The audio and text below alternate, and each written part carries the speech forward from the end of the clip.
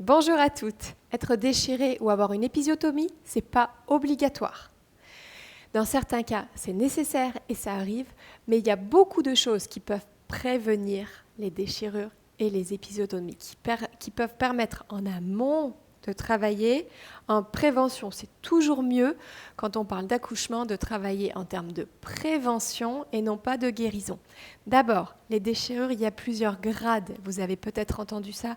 Il y a un grade 1, grade 2, grade 3, grade 4. Les grades 1 et 2 sont relativement bénins. Imaginez une coupure dans la bouche. Les tissus cicatrisent très vite, c'est très rapide et il n'y a pas d'effet secondaire ou peu.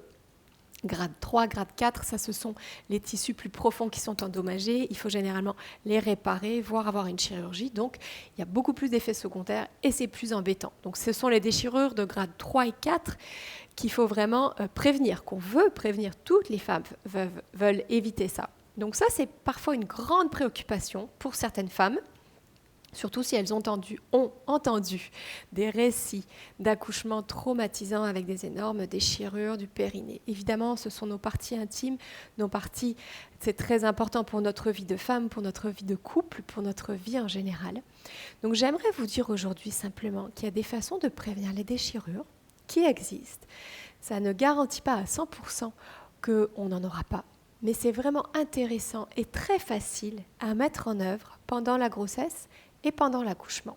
Premièrement, on peut faire le fameux massage du périnée, le massage en U, à partir de 37 semaines, qui permet d'aller chercher une souplesse au niveau de notre périnée, de l'étirer, de se familiariser avec lui. Les études montrent qu'il permet de prévenir les déchirures de niveau élevé. Également, en même temps qu'on fait ce massage du périnée, on apprend à bien le détendre. Si vous faites du yoga prénatal, c'est une autre technique. Le yoga prénatal permet de renforcer le périnée, le raffermir, mais aussi d'apprendre à l'étirer et à le détendre. Donc, c'est aussi une technique qui permet en prévention de travailler sur notre périnée. Le jour de l'accouchement, plus on va bouger longtemps avec les positions adéquates qui facilitent l'accouchement, plus on va faciliter l'accouchement, mieux ça va être pour notre périnée. Si on peut pousser en physiologique, c'est-à-dire en expirant, avec un dos étiré, sans bloquer la respiration, sans engager les grands droits, sans mettre une pression énorme sur notre plancher pelvien, on va également limiter les risques, prévenir les risques de déchirure grade 3 et grade 4. Donc la poussée physiologique, ça je vous l'apprends dans mes cours de yoga prénatal, de préparation à la naissance. C'est très important de s'y préparer parce que le jour de l'accouchement, on est complètement pris par l'accouchement et on n'aura pas le temps d'aller réfléchir à comment il faut accompagner la poussée physiologique. Il y a des aménagements bien précis de la position, notamment la position gynécologique et des positions d'accouchement, et également de la respiration pour la poussée, qui permettent d'éviter de mettre trop de pression trop vite sur le périnée pour éviter de le déchirer.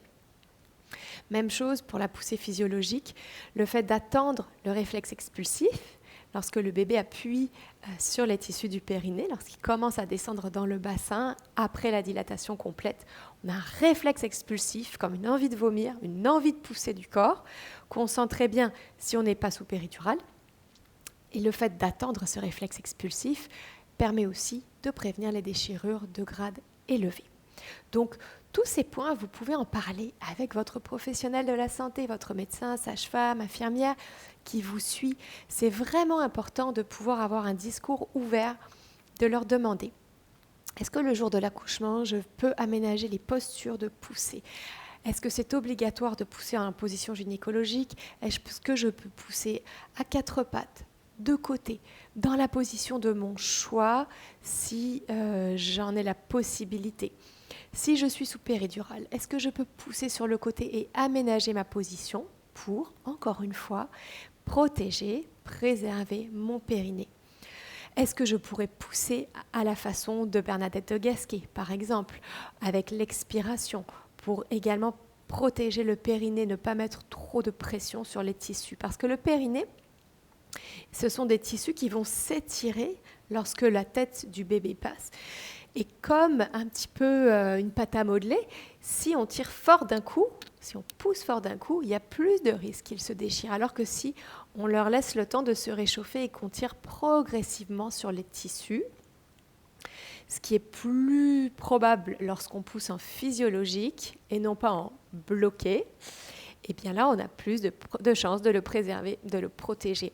Et c'est vrai, pour avoir vécu les deux, dans mes 2 accouchements, un accouchement avec une déchirure très importante, très traumatisant, et une descente d'organes, puis un 2e accouchement avec rien du tout, même pas une égratignure, et surtout pas de descente d'organes, même si la première, elle ne revient pas, après c'est fait. Pour avoir vécu les deux, c'est beaucoup plus de joie, c'est beaucoup plus facile d'accueillir notre nourrisson quand on n'a pas eu de traumatisme au niveau du périnée, parce qu'on a moins de douleur, en fait on n'en a pas du tout, on a beaucoup plus d'énergie et de vitalité, et on va se remettre de notre accouchement beaucoup plus facilement, ce qui va nous permettre une meilleure vie de femme, une meilleure vie de mère, une meilleure vie en général, avec beaucoup plus de joie et de bien-être. Là, j'ai balayé très rapidement les techniques pour protéger le périnée, pour éviter les déchirures. Si vous voulez en savoir plus et avoir les techniques précises, je les décris dans mes cours de façon précise avec une structure pour vous permettre de vous pratiquer, de vous entraîner à la maison pour être prête le jour de l'accouchement. Donc ça, si vous voulez avoir accès à ça, écrivez-moi en privé, on pourra en parler ensemble, ça me fera plaisir. Et en attendant, mettez un like sous la vidéo ou venez commenter pour me dire ce que vous avez aimé. À bientôt!